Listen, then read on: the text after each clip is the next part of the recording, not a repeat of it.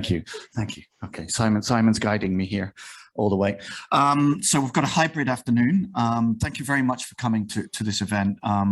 Really, part of it is for you guys to know about this project, but also to learn more about my team and the various other teams that comprise this project.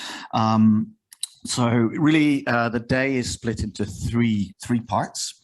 So we're going to give you an overview of what we call the STRAND Marsden project. So, and so that will just be a high-level overview. And the second part will look at a pilot study we've done on South Dunedin. And the last bit will be a workshop, which is sort of research-based. I should let you all know that we're recording this. So if anybody has any objections, do let us know. And also for the third part, there is a sort of consent form because it's an element of research, the third part. So yeah, it's my real pleasure to have you here. You know, this is a really exciting project. I mean, I sometimes sort of and slight disbelief that I'm managing this project, because we really have an exceptional team that we've managed to gather for this project. So it's a real honor, and yeah, I hope I can guide them as best I can. I have multiple hats on as well. So as I said, I'm co-PI with Tony Moore of the STRAND project, but I'm also director of CEF Group. So I'll say a few things about that. And so CEF Group is the Climate and Energy Finance Group based at Otago. These are some of the people that are part of the group. Actually, the group is over 20 faculty, at least 10 students. So we're probably one of the largest green finance groupings or sustainable finance groupings in the world. We're part of something called GRASFI, which is an alliance of, as I like to say, 28 elite universities, and does. So 29 universities. It's headed up by Oxford, Ben Caldecott, but we've got Zurich, Yale. Yeah, so it's a really nice alliance, and we're the only two in Australasia, so the other one is Macquarie. I'm also director of one of the directors of GRASFI, so we set it up as a charity. And one of my tasks is to try and grow the network in Asia, because a lot of the universities are in Europe and North America, where sustainable finance research and teaching is really being scaled up, and we need to do an equivalent effort in Asia. And we're making serious inroads. We've had SMU join the alliance recently, and some other high-profile Singapore universities are looking to join the group as well. That's GRASFI, but yes, CEF Group, I'll talk a little bit more about it, but there's a couple of, at the back, we're holding 2 events in the next couple of months, which are free to attend, and I'll talk a little bit more about those towards the end of this session. I think, and I haven't covered important housekeeping things. So if there is an earthquake, drop, cover and hold. Sorry, I forgot my housekeeping.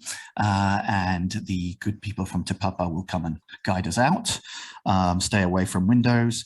And if the emergency alarm does go off, we go out that door, go down some stairs, we hang a left, and we meet in the courtyard over there. Okay. So what is the STRAND project? So we have this one sentence that tries to encapsulate what it's all about. So it's climate change, flooding related hazards or risks to residential property values. So it's squarely focused on residential property. It's looking at it across space and time. And importantly, there are related implications for financial stability. It's funded by the Royal Society, the Marsden Fund, and we got started in May this year, and we're going on till 2024. So very much just focused on coastal and residential real estate only. It's essentially blue skies research. There isn't a translational element, and that's really around the financial stability side of it and the stress testing that we want to do there. So, you know, it's a very interdisciplinary team. I'll talk more about that, but the focus is very much on mortgages and banking stability. We don't really touch on insurance. People like Belinda in the room cover that very. We could compete with Belinda on that for sure. She has heaps of experience there. The other thing that also is really important to point out from the offset is we assume away adaptation. And and some people say, oh, well, that's a strong assumption, but what we're trying to do is so hard anyhow. But there's also good reason to do that. And we've had discussions with Dunedin City Council around this when we presented our pilot study. Is it means our estimates can be used in cost benefit analysis as a sort of cost of doing nothing, right? So if we don't do anything, then what's the impact on the housing sector? Cool. So motivation, well, look, I probably don't need to explain to this audience, right? The sea level rise, rising groundwater, storm surges, extreme precipitation, declining return periods, and it's particularly prominent in New Zealand, 65% of the population living within 5K of the sea. And then there's an obvious economic motivation, which is, and this is really quite staggering, right? Probably this is now dated, and it's probably even more concentrated, right? 85% of our wealth is concentrated in real estate. And then sort of the mirror side of that is that 60% of the large, the balance sheet of the large banks in New Zealand are in residential housing, right? So if you think of it from a micro and macro prudential financial stability, and we have most of us living close to the coast and most of our wealth tied to it, and the bank's seriously exposed to this. So we really need to quantify this risk. And of course, there's increasing awareness of this. And of course, we're getting mandatory climate-related disclosures. We've spent the morning, or had a meeting this morning with XRB, and so they're working on the guidance around this stuff and, scenario analysis. So, and of course, not just the corporates are going to have to start reporting, but also RBNZ, who are reported in the room, are also looking to do stress testing. So it sort of ties in with that broader context. So it's an important question for sure, right? And I think we agree with that. Vision Mataranga as well is really important, and here we felt it was quite easy to tie this into Mark Carney's tragedy of the horizons, right? And he was concerned about the short-termism of decision making, and investors do have short horizons. I think I was saying to the XRB the famous speech by Andy Halliday, Patience and Finance, which should have been called Impatience and Finance, right? Famous speech that he gave maybe a decade ago, which just showed the increasing myopia of finance. But so it ties in with Maori traditions of considering multiple generations. And actually, we did some work on Maori investment principles. Actually, Seth Group has recently recruited a student to look at Maori investment principles. He's joining us later in the year. So it sort of grew out. He's already published, actually. He was a master's student from AUT and published in this area. And so his work informed this. But yeah, they don't see externalities. They see a systemic view of the whole thing, and they don't really separate it. We're working very closely with the Dean of Maori in the business school. And actually, we're potentially starting a project with Ngāi Tahu, looking at the exposure of mare with a young Maori student. So the project is blue skies. We don't address Maori specific research questions, but the methods we develop are relevant to Maori, and we're already looks like we might be doing a project with Ngāi Tahu around related issues. So we're doing, as part of the timetable, this is our initial consultation in year 1, and then year 3 we're going to do a further consultation to see how we can apply the methods and approaches that we develop in the project. Positioning and intended contribution. So there are a lot of people doing work on this. I can think of Westpac. They got NIWA to do some related work, and there's various papers. And so the first thing if you think back to the motivation of, how much of our wealth is tied up to this, how complex the problem is, we're just another set of eyes. So that's one contribution, a different team looking at this incredibly important question. and none of the teams working on these related issues are going to come up with a solution or know what the risk is going to be. It's going to be a journey, right? But we don't know what climate pathway we're going to take, right? I'd say RCP 8.5 type world is probably out of the question. 1.5 degrees. I don't know too many serious climate scientists that believe we're going to stay within 1.5. So the bounds are narrowing, but we still don't know what the world future looks like. We are also independent, so I think this is a big issue and a concern I have. We're not driven by money, we're driven by public good, and we're very much interested in developing capability for the country and internationally. So Quinn Wynn is the principal modeler. I'll talk about the team, but we were looking at Ho Chi Minh City and the flooding problems they're having. So Asia, we need these skill sets, not just in New Zealand, but across Asia in particular. As I said, the GRASFI membership is in the rich world, the developing world and Asia and Australasia need to develop these skills.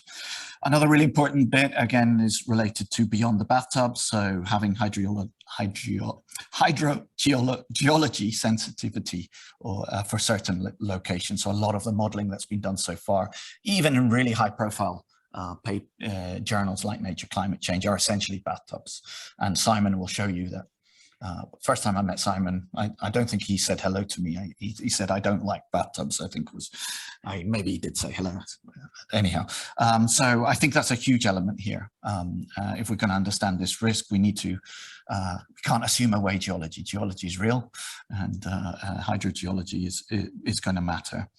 And obviously with Greg, we have state-of-the-art climate models, and that's his input.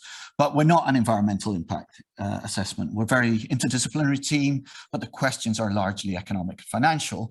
And in that sense, one of the things we want to do is have a more realistic view of how asset prices might be affected and draw on financial literature like on asset bubbles, on imperfect information and behavioral biases. And then there's this bank stress testing. And here we are. The 6 core members of the team, most of them are in the room. So Quinn over there is the principal modeler, and so she's at Otago with me, and Tony Moore, who is in the School of Surveying. He's the other co-PI, also at Otago. Paul Thorsness, who's an economist, land real estate economist. He's not with us today, but he's at Otago. And I've mentioned Simon Cox from GNS Science, and Greg Bedecker from Bedecker Scientific. And we have really growing number of partners. So Reserve Bank have been really supportive in this process. And so we engage with them as part of this project. We're also using the high performance computing infrastructure. So, we're realizing we really need some serious computing power. And also we're delighted to have Nick and CoreLogic as a partner in this exercise, and they give us great access to their amazing data set. We did a lot of groundwork to figure out which was the best data set, and yeah, we ended up in the right place for sure. So thank you. Cool. So that's the team. Here's a list of research questions, and we're actually in the proposal, but actually our thinking has evolved, and we've become much more interested in understanding the uncertainty, whether the data uncertainties, pathways, but the questions are there: when are properties likely to be impacted, depending on which pathway we take, the loss function, right? So if we're doing GIS mapping, if the property floods, if it's the garden that floods versus the actual house that floods, there's all these questions. And if it floods, every 5 years, what's the loss function versus if it floods every year, what's the loss function? It's not going to be linear, right? Obviously not, right? So there are these sort of questions that we're trying to look at. But yeah, it's understanding those uncertainties, where these models may be right and wrong, and where the data is. And this is kind of our theoretical framework that we put together for the bid. And really what we have is sort of groundwater there, and you know, I guess because of sea level rise, that rises, and then we have precipitation events. And so I guess the dotted line there is you know, once it goes above that, you get inundation, and you know, and we've got you know, through to pretty much towards the end of the century there. And at first it takes only extreme events to cause flooding, but you know, smaller events as we go through the latter part of the century can cause flooding. And so a lot of the modeling that's happened so far, it takes asset values, it might take replacement costs, or it might take current market value, and really they take the damage, you know, the assets, in essence, the assumption is the assets are fully valued, and then suddenly at permanent inundation, they become worthless, right? And we know markets don't work like that, right? So markets do look forward, but they have imperfect information. And so what we think is we'll have one flooding event, for instance, the first flooding event, and we'll see evidence on South Dunedin, empirical evidence that, you know, there was a drop of about 18% in house prices, and they gradually recovered when they realized this wasn't just about sea level rise, it was about, or not just about climate change, it was about a host of things. But then as those return periods, you know, get closer, then you know, the impact on prices is going to be more pronounced. And so yes, trying to model some of these things, like using a theory of fire sales and so on. Oh, I think I've killed my camera. Oh no, the camera's back. So this gives us a sort of a flow diagram of what the project looks like. So we have sort of GIS, current terrain, and so that's Tony and Quinn and Simon, and so what we call current physical state. And then we have hydrogeological models where we have them. So obviously we don't have them for the whole country or every major coastal zone, but you know, we're focusing on certain areas where we do have them, and it's like a robustness exercise. So how wrong are our bathtubs? Then we have projections, so declining return periods, and inputting into that is the regional climate model, Greg, with you know, precipitation and so on. And so from there we need to, so there's really an arrow missing to the impact on real estate, because we're going to do two different things.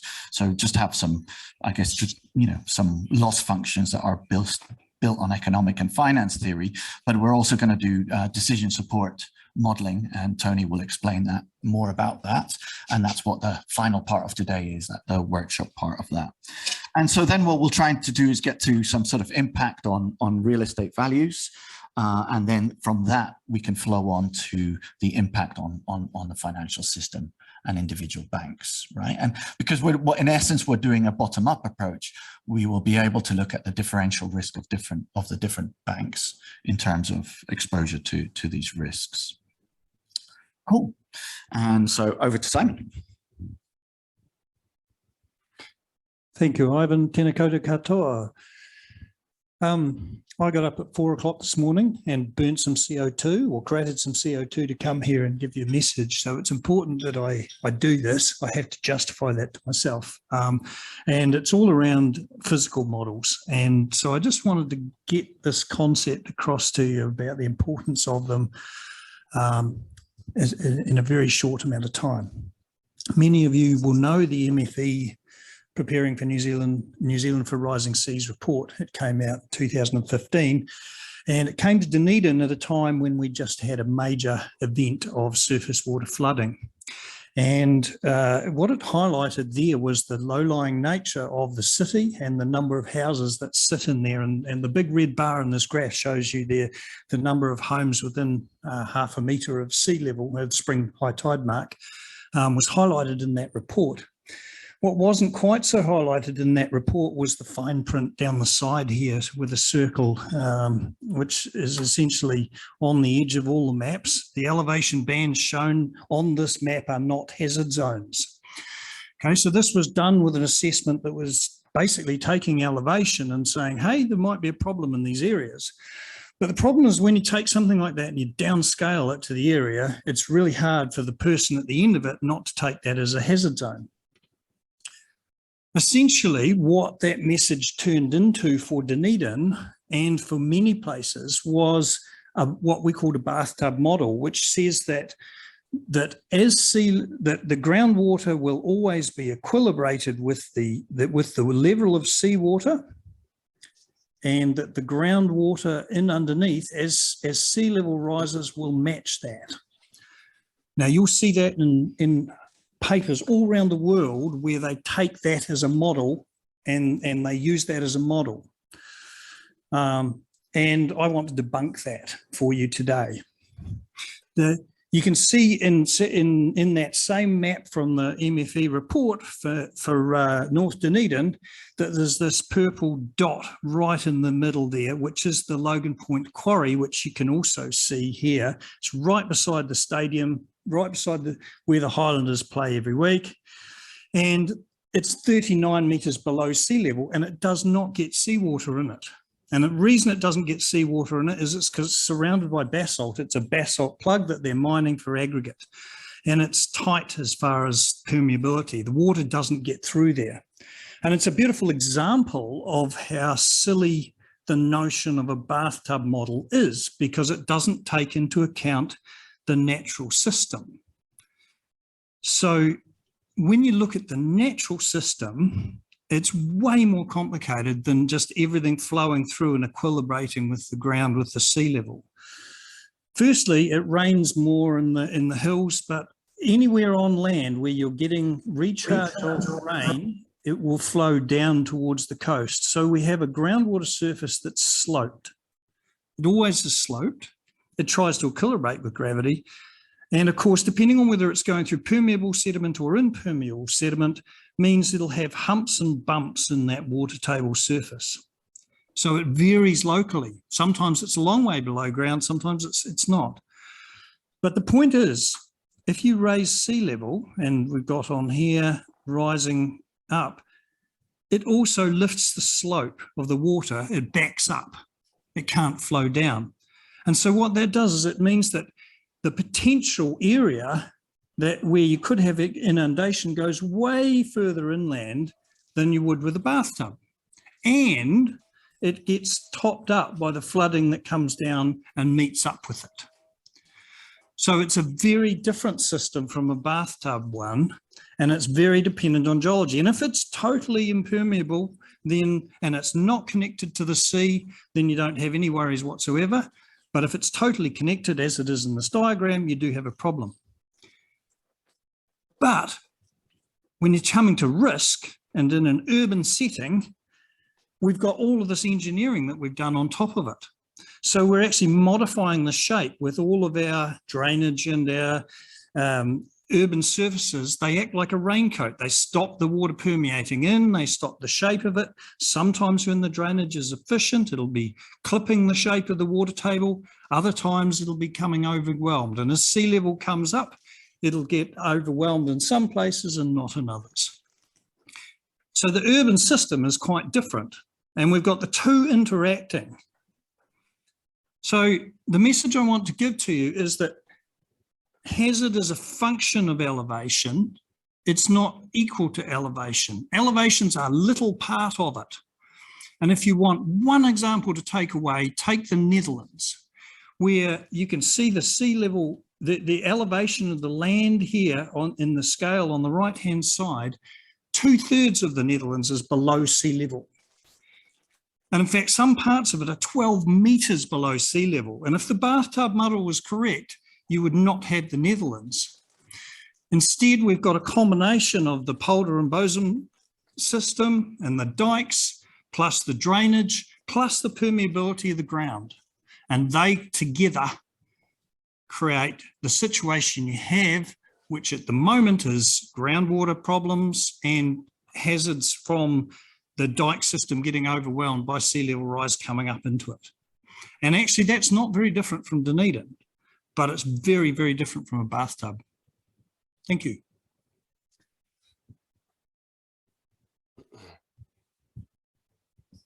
We carry on. Okay, so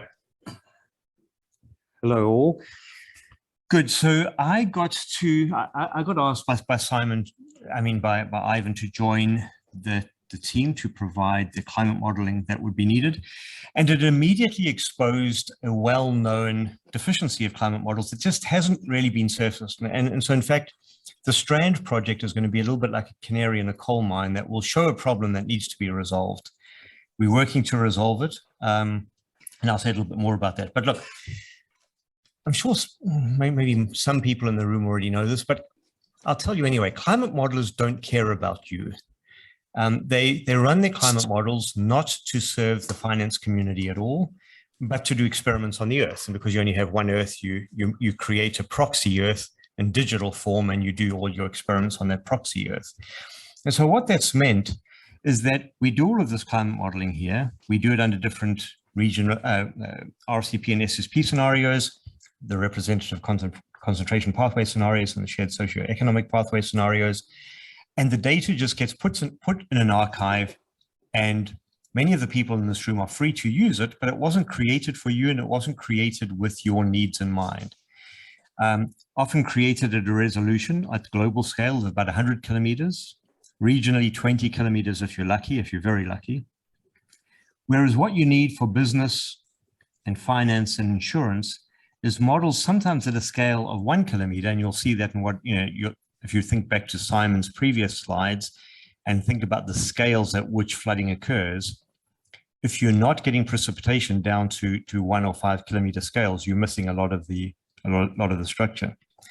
So we want to think about outside of this project, but just as a message to you, there needs to be a much more user-driven way of generating climate scenarios, climate simulations of what's going to happen in the future.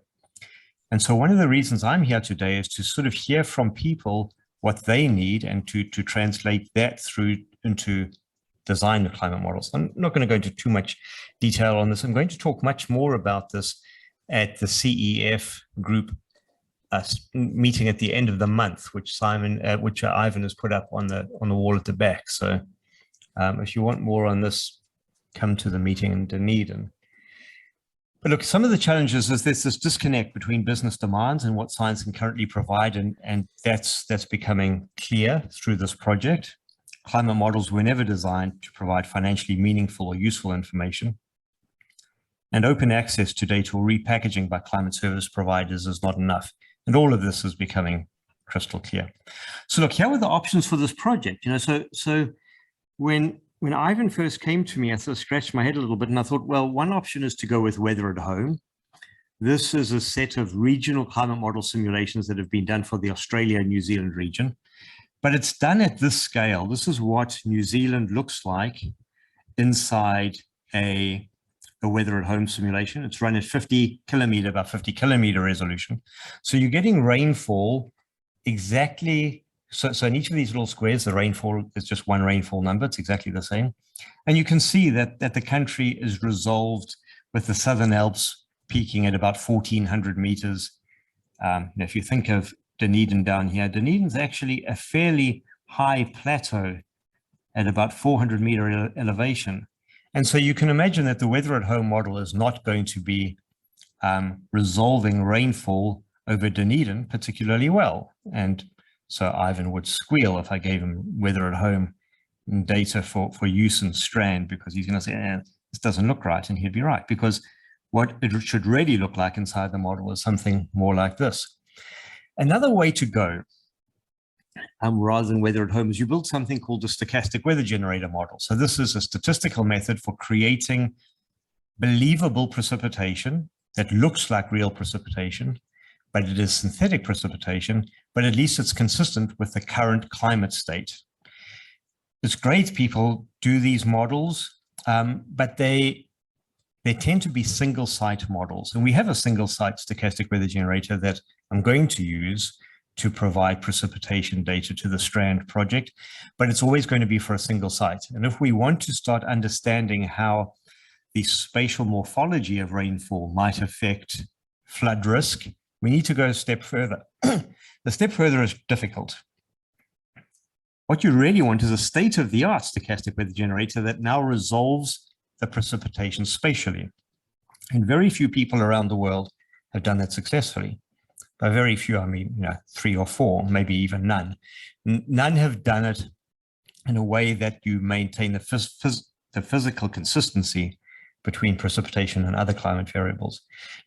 So I'm going to move this little box here because there's important stuff behind the box.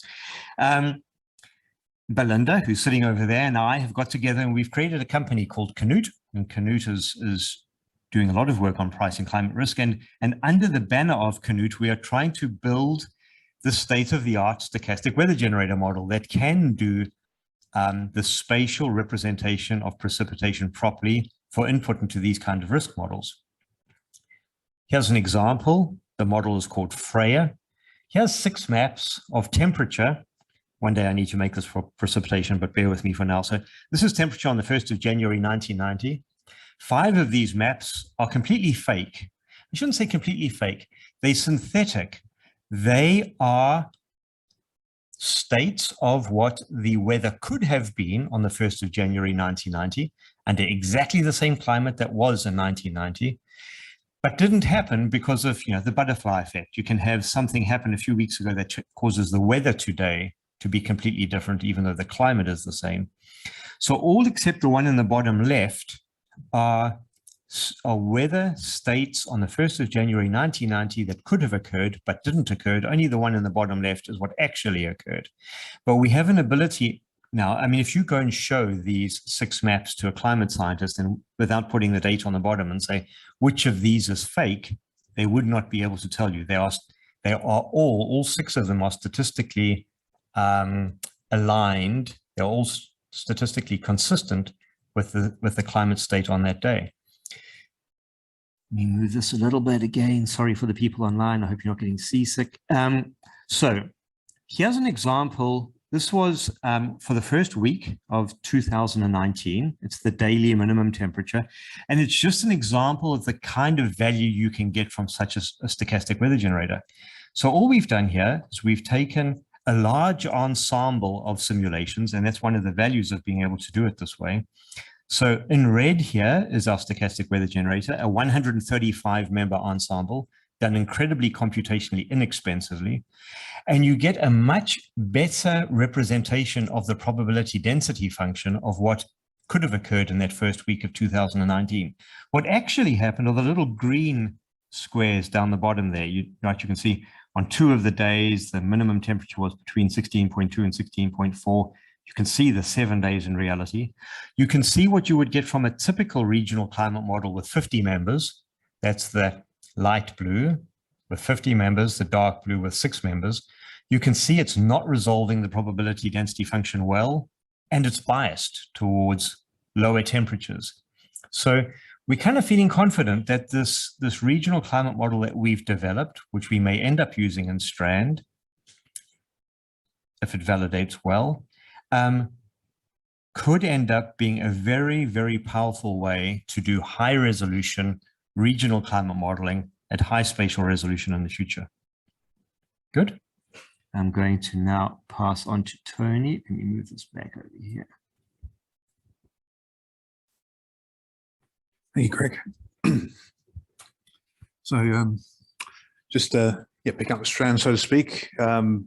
So we've had an account of what we're doing physical modeling wise that covers some aspects of vulnerability and hazard and exposure.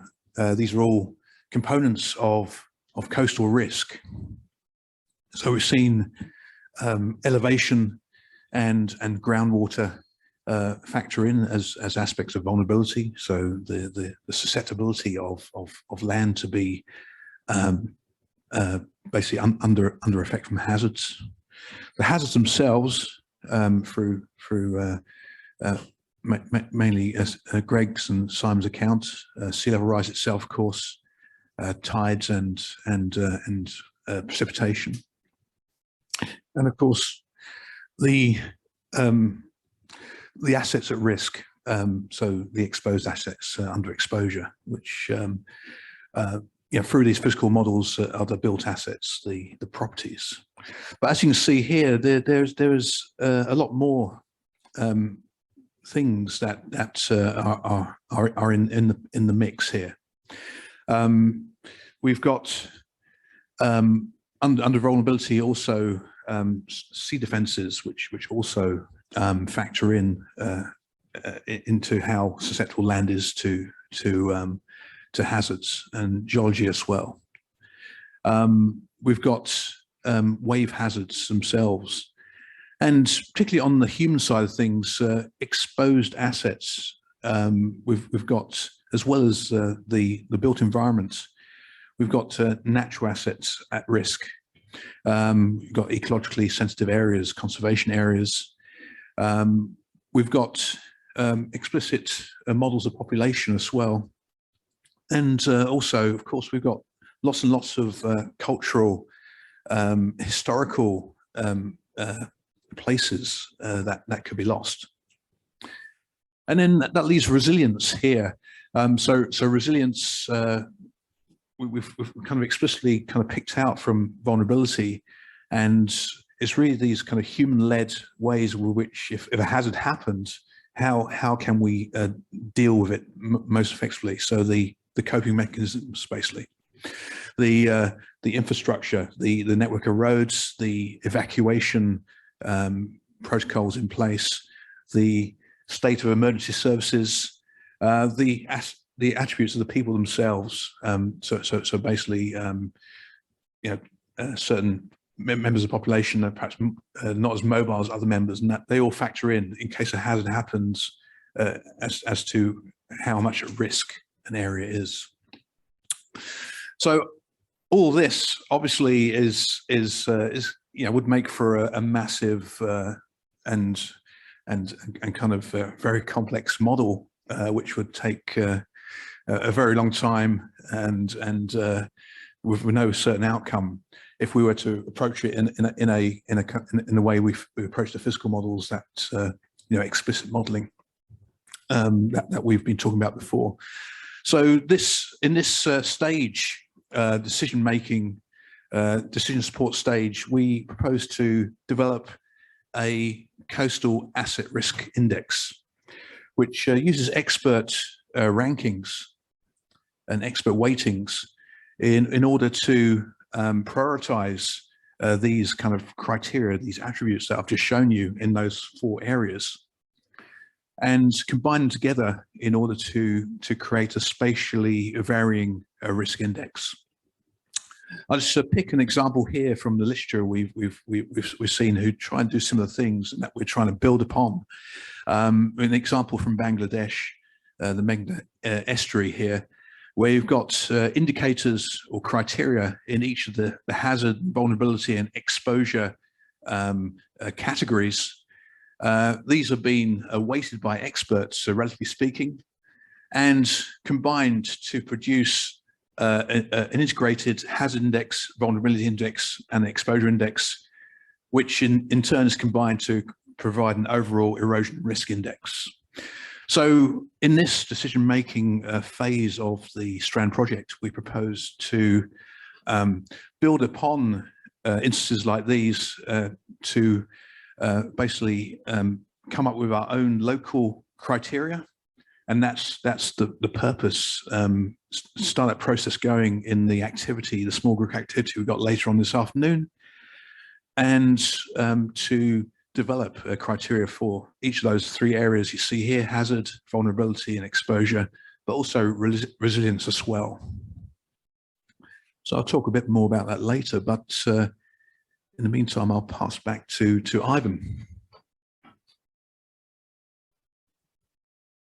Okay, thank you very much, everyone, Tony. So one of the things before, as I know the afternoon is long and people are busy, I just wanted to talk a little bit about how to engage with the project. So there's a webpage there that you can just follow us on. We're setting up an advisory group. So in particular, that's for the more translational element of it, the stress testing, the banking, the real estate side of it. So that's going to meet twice a year.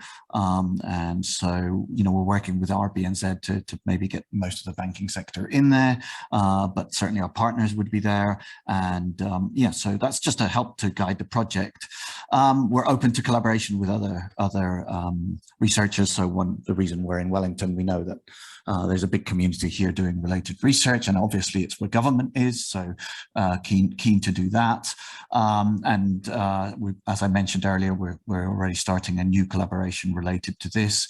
And we obviously have these 2 events. So if you want to learn more about sustainable finance, so we have the Assembly of Investment Chairs. We have Matt Winery of NZ Super. We have Minister Robertson speaking at that. So that's a sort of more practitioner-oriented event that we have on the 23rd, and it's entirely free. So I would encourage you to take a look at that. And for those of you more from a technical background, we have the 2nd CEF Group Symposium. Again, follow the link. It's 2 days. You can come to Dunedin and enjoy the sunshine and the hospitality of the Deep South, or you can join online. Here's just an example of one session where we've got Greg. He's going to be talking some more about, you know, the uses and misuses of climate models in this space. We also have people like Jesse Keenan speaking around related experience in the US, and, you know, various other panelists. But we've got lots of research. I think we've got something like 20 papers and 7 invited speakers. So again, opportunities for you to engage, not just with the group, but sorry, with the STRAND project, but with CEF Group. And also where CEF Group is doing a lot more teaching in this area. And so if people want to build up their skills in this area, they can potentially do courses with the university and without necessarily doing the qualification. So there's ways around it. And then Quinn later next year will be launching an advanced modeling of climate risk, climate finance risks, a course on that. So yeah, that's sort of state-of-the-art course. Cool. All right. So that's the first bit completed. So I'm happy to take questions to any of any of us that presented. Just really want to make sure that we're clear on what the scope of the paper of the project is, who's involved, how it fits in, how it all fits together. We're still figuring it out, right? It's a really interdisciplinary group. You know, as you might imagine, for such an interdisciplinary group, we have long conversations about what one word means, right? So you know, but it's a great group of people. And yeah, so before we move on to the Dunedin pilot, open to questions on the floor first. Any questions from the floor? No, so we're reasonably clear articulation. What about from online? So feel free to jump in or write in the chat, or if not, we just move on to the Dunedin pilot. Yes. I'll give them a second. Can you hear me?